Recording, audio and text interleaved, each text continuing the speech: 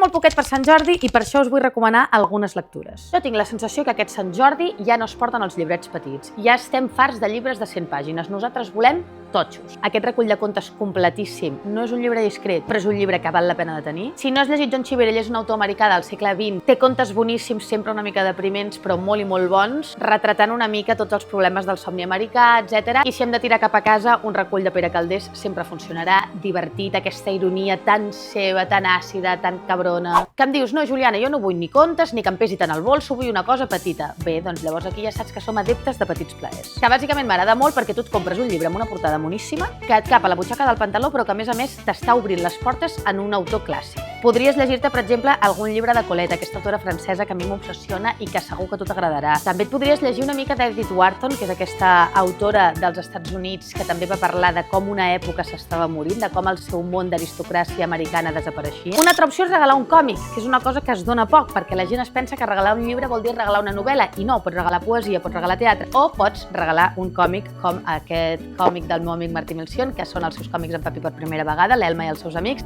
un còmic ple de costumisme barceloní, que en realitat també parla de Catalunya, que parla de la nostra generació, però de la societat en general, també amb una ironia i una mala llet molt especials marcada a la casa, i jo crec que si ets algú a qui no t'agrada especialment fotre't a llegir una novel·la, aquesta pot ser una gran opció. Regaleu llibres aquest Sant Jordi i regaleu llibres pels aniversaris, regaleu llibres un diumenge qualsevol, regaleu llibres.